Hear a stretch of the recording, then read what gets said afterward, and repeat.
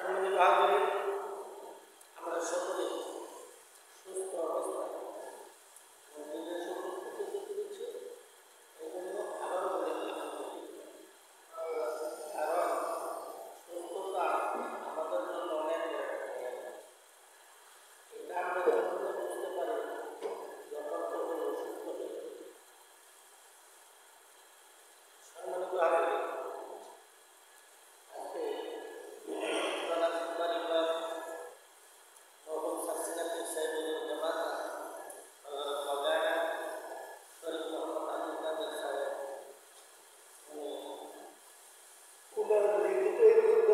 আজকের বিষয়ে আলোচনা করেছেন জাকাত সম্পর্কে।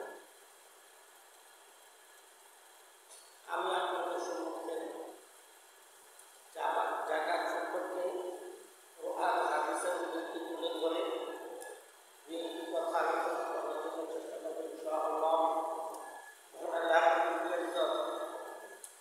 আমাকে পর্যন্ত দেখতে প্রদান করুন।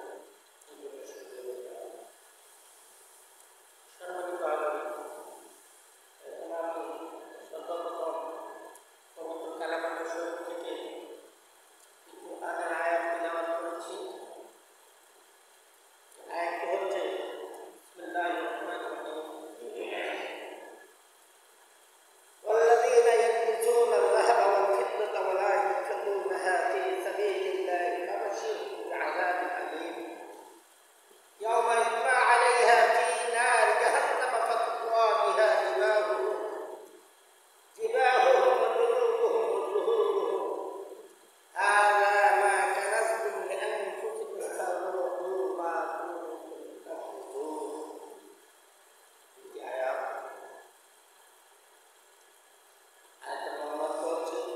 والذين يكنزون الذهب والفضة ولا ينفقونها في سبيل অর্থাৎ আর যাহারা স্বর্ণরৌপ্য বাক্সজাত করে অথচ আল্লাহর রাস্তায় উহার জাকাত আদায় করে না, তাহাদেরকে ভীষণ আযাবের সংবাদ দিই। ওয়ালাহুম আযাবুন আলীম, তাহাদেরকে কঠিন থেকে কঠিনতম আযাবের সংবাদ দিই।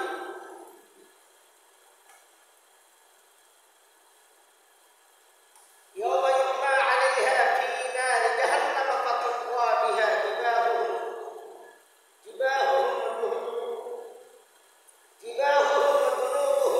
وجنوبهم هذا ما كنزتم لأنفسكم فذوقوا ما كنتم تكنزون.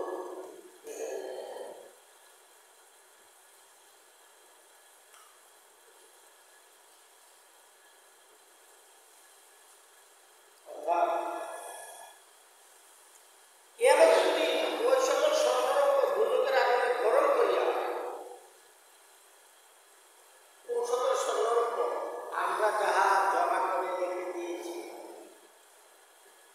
যে সম্পদ আমরা তহবিল করে জমা করে রেখে দিয়েছি, ওই সম্পদ গরম করে কোথায় গরম করবে? আল্লাহ আগুন খাইব, জাহান্নামের আগুনে গরম করবে। ওই সম্পদ গরম করে আমাদের মুখমণ্ডলে সেঁকা দেবে, তারপরে এবং পিঠের মধ্যে দাগ বসাইয়া দেবে। গরম করে ওই সম্পদ দ্বারা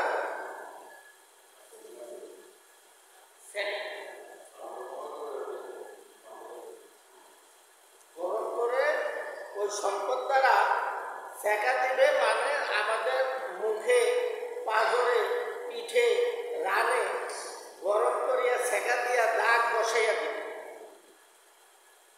আমাদেরকে এখানে দাগ বসাইয়া দিবে এবং বলা হবে, এগুলি তোমার নিজেদের জন্য বাক্সজাত করিয়া রাখিয়েছিল, এগুলি তোমরা তোমাদের নিজেদের জন্য বাক্সজাত করিয়া রাখিয়া দিয়েছিলে, সন্দুকে রেখেছিলে, অ্যাকাউন্টে রেখেছিলে, তোমাদের আয়ত্তে রেখে দিয়েছিলে। কাজে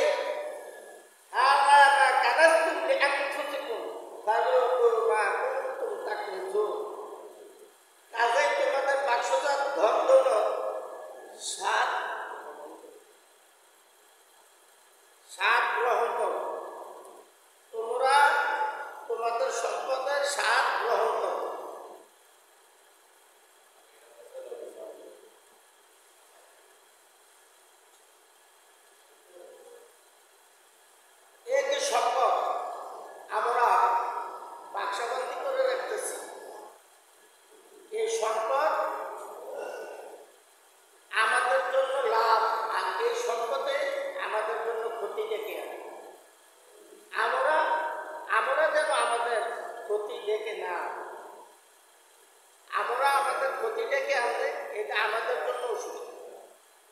এই সম্পদ বাক্সাজাতকরণ কার জন্য? আমি যে এই সম্পদ আটকে রাখবো কার জন্য? সম্পদ অর্জন করেছি আমি যেহেতু সম্পদ অর্জন করেছি, আর এই সম্পদের হক সঠিকভাবে আদায় না করতে পারার কারণে, এই সম্পদের জাকাত সঠিকভাবে আদায় না করার কারণে এই সম্পদের শাস্তি আমাকেই দেওয়া হবে। হ্যাঁ, যখন তা আমার থেকে আমার পূর্বসূরি যারা, আমার পরবর্তী আওলাদগণ যারা, তাদের হাতে হস্তগত হবে, তখন যদি তারা ওইটার জাকাত না দেয়, তখন তারাও ওইটার শাস্তি ভোগ করতে হবে। ইহাতে কোনো সন্দেহ নেই। আর এই সম্পদ কি জন্য?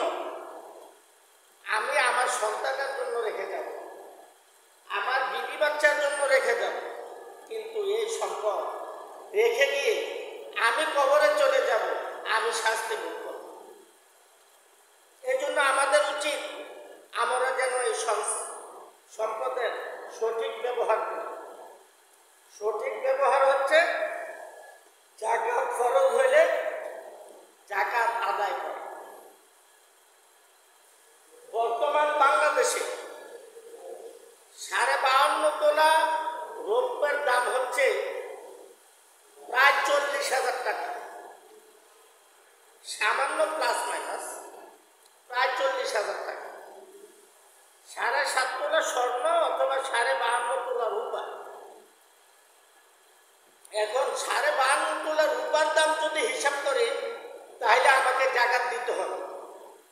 আমাকে জাকাত দিতে হবে 52.5 তোলা রূপার দাম যা আসে প্রায় 40,000 টাকা সামথিং প্লাস মাইনাস। এটা থেকে 40 ভাগের 1 ভাগ আমাকে জাকাত দিতে হবে। এটা থেকেই 40 ভাগের 1 ভাগ আমাকে জাকাত দিতে হবে। কিন্তু যদি আমরা স্বর্ণের দিকে এগিয়ে যাই, বর্তমানে 7.5 তোলা স্বর্ণের দাম প্রায় 1,10,000 টাকা। 1,10,000 টাকাই যদি মালিক হয়ে থাকে, তাহলে এই টাকারও আমাদেরকে জাকাত দিতে হবে। তবে সর্বনিম্নটাই হিসাব করি, যেহেতু আমরা অধিকাংশই মধ্যম পরিবারের, এই জন্য সর্বনিম্নটা হিসাব করে 40,000 টাকা। এটা থেকে আপনার কাছে 40,000 টাকা আছে, এখান থেকে 1,000 টাকা আল্লাহর রাস্তায় সদকা করা, এটা কোনো বেশি কষ্ট হয়ে যাবে না। এটা বেশি কষ্ট হয়ে যাবে না। 1,000 টাকা মিসকিনের জন্য বাজেট করে রেখে দিন। হ্যাঁ, আপনার ব্যবহৃত সামগ্রী যেটা, ওইটার উপর জাকাত করতে হবে। যেটা আপনার জমাকৃত আছে ওইটার উপর জাকাত আসবে। আপনার জমা টাকা যেটা, জমা সম্পদ যেটা, স্বর্ণ হোক, রূপা হোক, ধান হোক, চাল হোক, গরু হোক, যা কিছু হোক, সব কিছু মিলেই টোটাল হিসাব 40,000 টাকা। এক বৎসরের হিসাব, 1 বৎসরের খরচ করার পরে, ব্যবহারের পরে যেটা সঞ্চয়, ওইটা যদি 40,000 প্লাস হবে নগদ হিসাব। আমি যদি আরেকজনের কাছে পাওনা আছে 2 লক্ষ টাকা, ওইটার উপর জাকাত আসবে না। আরেকজনকে হাওলাত দিচ্ছি আমি 2 লক্ষ টাকা, ওইটার উপর আমার জাকাত আসবে না। সে বিদেশে যেতে নিচ্ছে, বা একটা লোক অ্যাক্সিডেন্ট হয়েছে, হাসপাতালে আছে, তাকে আমি কিছু হাওলাত দিচ্ছি, আপনার 1 বৎসরের ভিতরে ওইটার উপর জাকাত আসবে না। কেহ আপনাকে ঋণ নিছে, সে ঋণটা দিতেও পারে, নাও দিতে পারে। হ্যাঁ, আপনি যদি বেশি বুদ্ধিমান হন, এখন মনে করেন 1 বছর চুক্তি হইতে আমার আরো 6 দিন বাকি আছে, আমার 10,000 টাকা কমলে জাকাত দেওয়ার লাগতো না, আমি তারে একজনকে ডাইকে না 20,000 টাকা হাওলাত দিয়ে দিলাম, বলে তুই 20,000 টাকা নিয়ে খরচ কর, তোর তখন অসুবিধা একটু ধরে কর, কয়দিন পরে আমার দিয়ে দিচ্ছে। এমন বুদ্ধিমান হইলে কাজ হবে না। এইটার উপর আপনার জায়গা আসবে। হ্যাঁ, কেউ বিপদে পড়ে নিছে বা কাউকে সৎকার করছেন, ওইটা ভিন্ন হিসাব, ওইটার উপর জাকাত আসবে। আপনার কাছে 1 বছরের খরচের পরে যেটা জমা আছে ওইটা সঞ্চয় সামান্য প্লাস মাইনাস 40,000 হইলে ওইটার উপর জাকাত আসবে। আর ওইটার উপর জাকাত আসবে ওইটা যদি আপনি সঠিকভাবে জাকাত আদায় না করেন, সঠিকভাবে জাকাত আদায় না করেন, তাহলে ওই সম্পদ হবে কবরের মধ্যে আপনার জন্য বিষধর সাপ। ওই সম্পদ হবে কবরের মধ্যে আপনার জন্য, আমি আদায় না করলে আমার জন্য বিষধর বিষাক্ত সাপ। ওই সাপ একবার ছোবল দিলে 40,000 বৎসর তার মনে থাকবে। একবার ছোবলের কারণে 40,000 বৎসর তার শরীরে যন্ত্রণা হবে।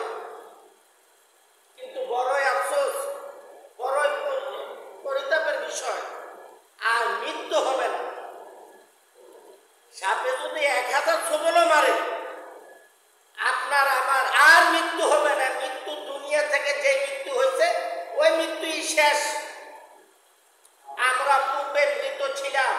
আল্লাহ রাব্বুল আলামিন কুরআনে পাকে সূরা বাকারায় বলে দিয়েছেন, আমরা পূর্বে মৃত ছিলাম, জীবিত হয়ে মায়ের পেটে এসেছি, মায়ের পেট থেকে দুনিয়ায় আসছি, দুনিয়ায় আসার পরে আবার মৃত্যুবরণ করব। এই মৃত্যুই আমাদের শেষ মৃত্যু। আর এই মৃত্যুর পরে যে জীবিত হব, ওই জীবিতই আমাদের শেষ জীবিত। ওই জীবিতর পরে আর কাহারও মৃত্যু হবে না।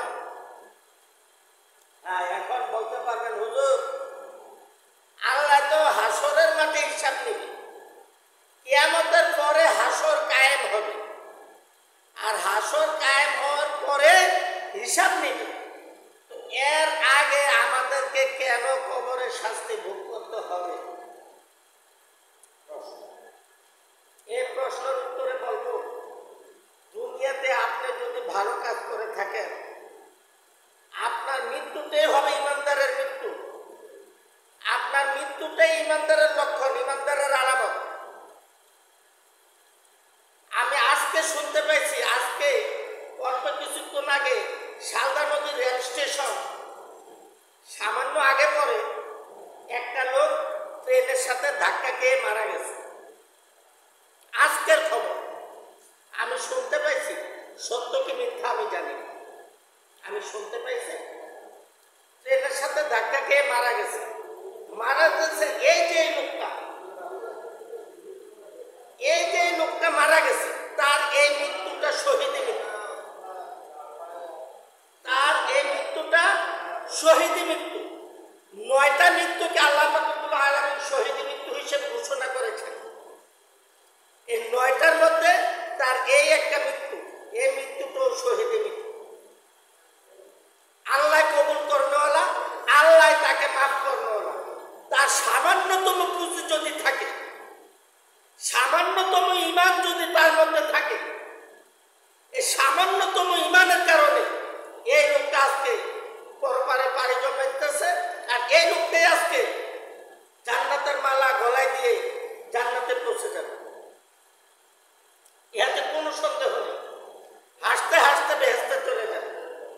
কিন্তু তার যদি ঈমান সামান্য জাররা পরিমাণ ঈমানও না থাকে, হোক সে মুসলমান ঘরের সন্তান, সে মুসলমান দাবি করুক, বছরে 10টা গরু জবাই করে খাক, অসুবিধা নেই। সামান্যতম ঈমান যদি তার মধ্যে আজকে অবশিষ্ট না থাকে এই মৃত্যুর পূর্ব মুহূর্ত পর্যন্ত, তাহলে তার এই মৃত্যু শহীদি মৃত্যু হিসেবে আল্লাহ রাব্বুল আলামিন কবুল করবেন না। এই মৃত্যু যে কোনো মুহূর্তে চলে আসতে পারে। আপনি আছেন, আমি আছি, কোথায় আছি? বেখেয়ালে আছি, কোথায় আছি? আর দূর আমি কত হুঁশে চলি, কত হুঁশে আমি সবকিছু করি। এত হুঁশ থেকে আমার কিভাবে হইল? বেহুশে চলাফেরা করি না কেন, মৃত্যুটা আমার যেভাবে লেখা আছে ওইভাবেই হয়ে যাবে, ওইভাবেই হয়ে যাবে, কোনো সন্দেহ নেই। তো মৃত্যুর জন্য আমাদের উচিত সর্বদা প্রস্তুত থাকা। আমাদের উচিত মৃত্যুর জন্য সর্বদা প্রস্তুত থাকা। আমার এক উস্তাদ বলতেন, বাবারে তুমি দোয়া করিও মৃত্যুর জন্য আমি সর্বদা প্রস্তুত আছি।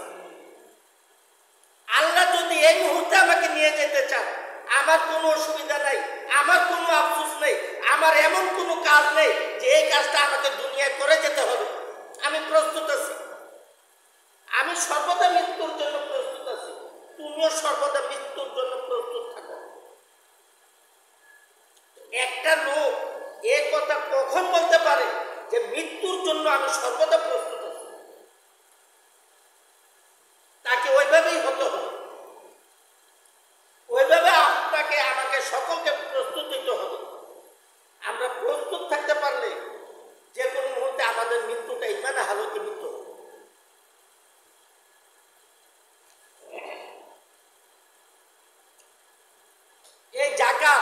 এই জাকাতের এই সম্পদ দ্বারা বিষাক্ত সাপ তৈরি করবে, আর এই সাপ আমাদেরকে ধ্বংসন করবে। একবার নয়, দুইবার নয়, বারবার ধ্বংসন করিতে থাকবে কবরের মধ্যে। আর এই মৃত্যু যদি আমাদের ইমানি মৃত্যু হয়ে থাকে, কবরের থেকে আমরা জান্নাতের আলামত, জান্নাতের পয়গাম দুনিয়া থাকতে পেয়ে যাব মৃত্যুর পূর্ব মুহূর্তে। আপনি কি জাহান্নামে যাব না জান্নাতে যাব? দুনিয়া থাকতে আজরাইল যখন আমার সামনে এসে দাঁড়িয়ে যাবে, তখনই আমি কি বেহেশতি না দুজকি আমার কানে কানে আমার সঙ্গীয় ফেরেশতাদের বলে দিবে। আমি যদি জান্নাতি হই, আগে আমাকে জাহান্নাম দেখাবে আমার মৃত্যুর পূর্বে। জাহান্নাম দেখাইয়া, দেখো তুমি আল্লাহর বান্দা, তোমার পুরোপুরি ঈমান আছে, ঈমান থাকার কারণে আল্লাহর হুকুম আহকাম সবকিছু মেনে চলার কারণে তুমি এই কঠিনতম জাহান্নাম থেকে তোমাকে আল্লাহ রাব্বুল আলামিন মাফ করে দিয়েছেন। মৃত্যুর পূর্বে আমাকে দেখাইয়া দিবে, আর এই জান্নাত তোমার জন্য অপেক্ষা করতেছে। তুমি তাড়াতাড়ি জান্নাতে যাওয়ার জন্য প্রস্তুত হও। আর যদি আমার ঈমান না থাকে, ঈমান যদি আমার না থাকে, তাহলে আমাকে বলে দিবে, দেখো তুমি আল্লাহ তোমাকে দুনিয়ায় পাঠাইছে পরীক্ষক হিসেবে, পরীক্ষার্থী হিসেবে পাঠাইছে। দুনিয়াটা তোমার সামান্য সময়, পরীক্ষার সময় ছিল, পরীক্ষার জায়গা ছিল। তুমি এই পরীক্ষায় উত্তীর্ণ হইতে পারো নাই, এই পরীক্ষায় তুমি ফেল করেছো। এই জন্য এই সুন্দর জান্নাত থেকে তোমাকে আল্লাহ বঞ্চিত করে দিয়েছে। এই জাহান্নাম তোমার জন্য অপেক্ষা করতেছে,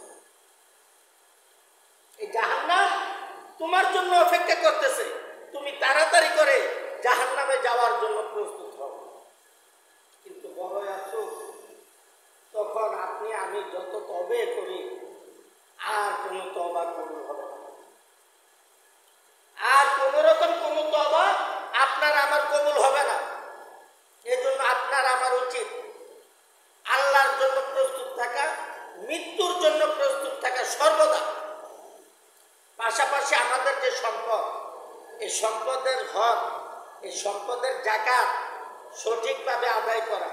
এই সম্পদের যাকাত আদায় করলে সম্পদ পবিত্র হয়।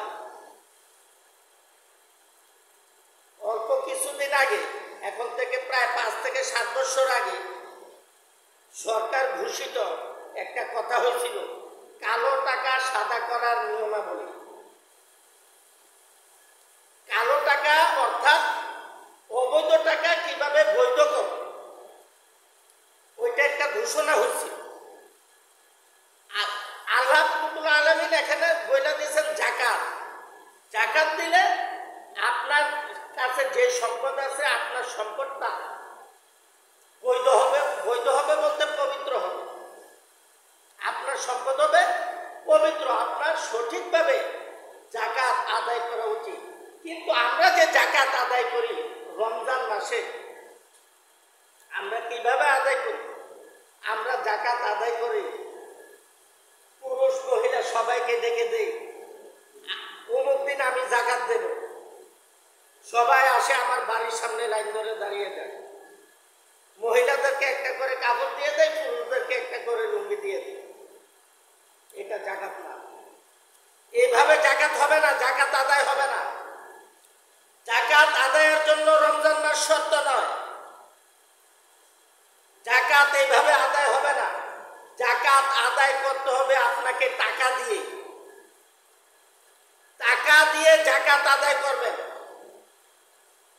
2 জন 4 জন 5 জন 10 জন দুর্বল লোককে তাদেরকে দাঁড়াইবার মতো একটা ব্যবস্থা তৈরি করে দিবে।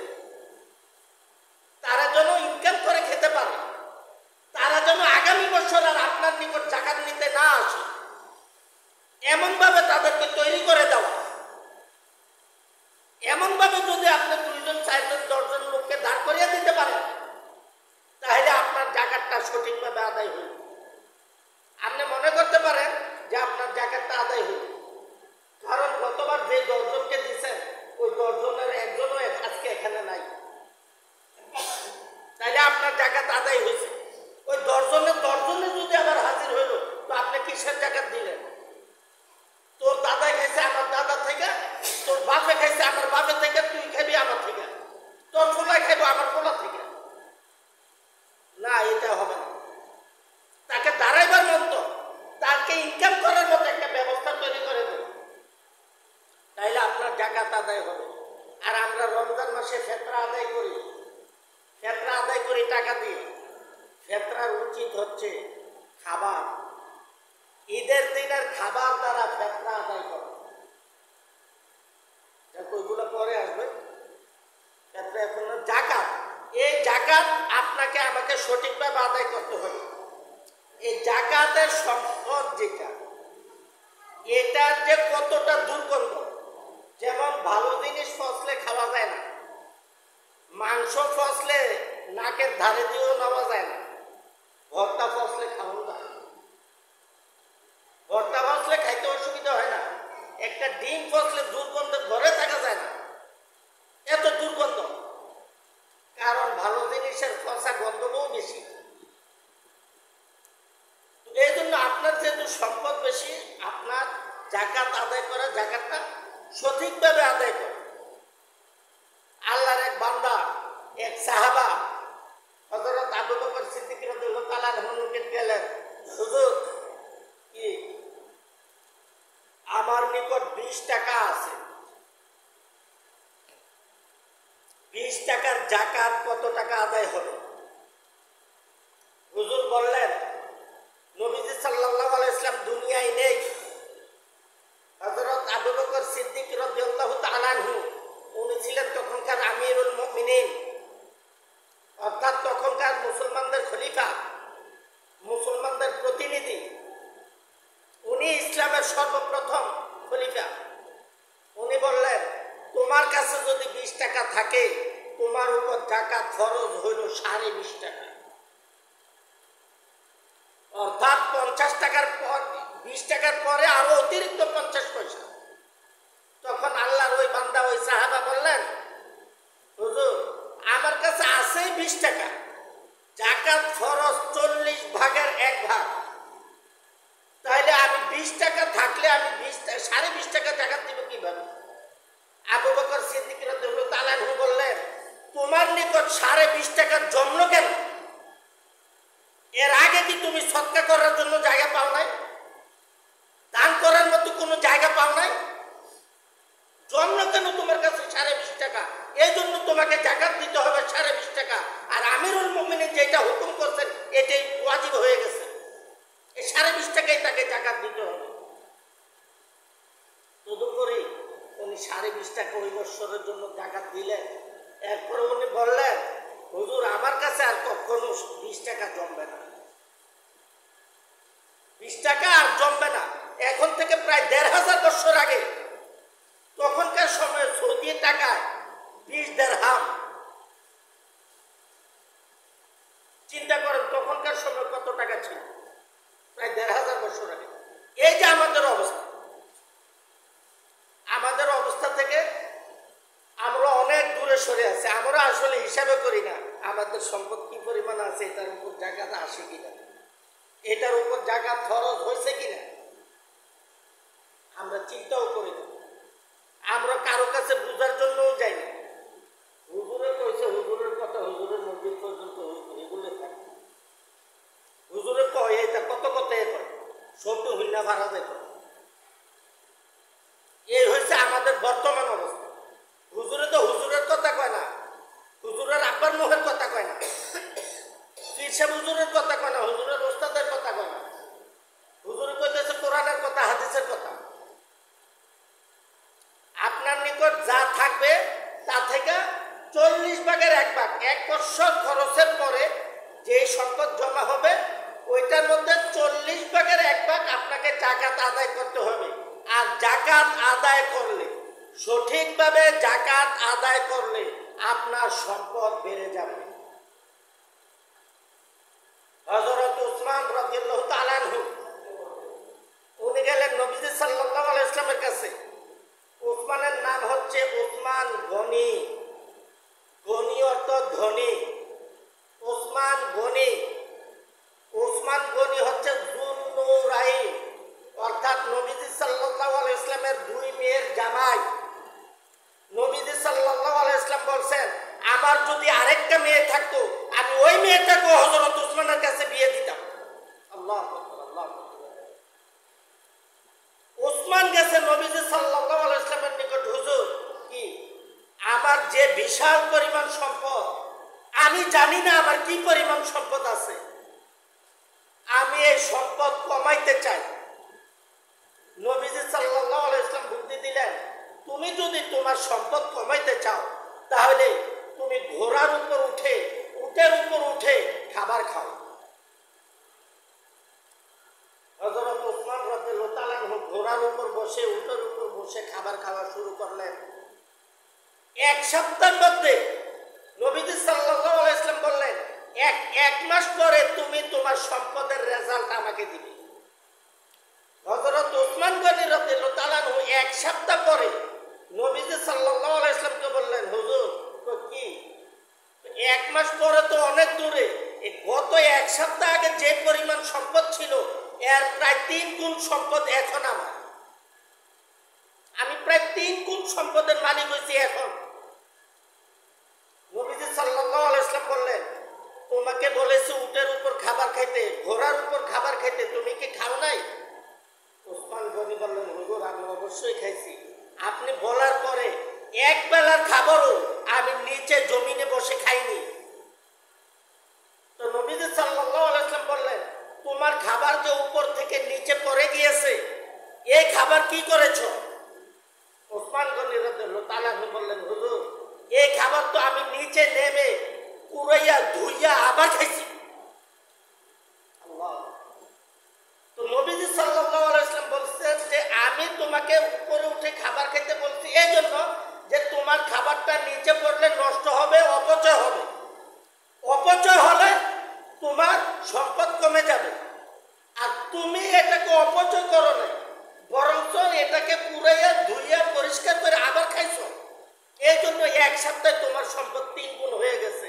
উসমান গনি রাদিয়াল্লাহু তাআলা বললেন, হুজুর আমি তো অপচয় করতে পারবো না, কারণ অপচয়কারী শয়তানের ভাই, আর অপচয়কারীর জন্য রয়েছে কঠিন থেকে কঠিনতম শাস্তি। অপচয় করতে পারবো না। আমরা অপচয় করি, অপচয় করার কারণে যে কোনো ভাবে আল্লাহ আমাদের সম্পদ কমিয়ে দেয়।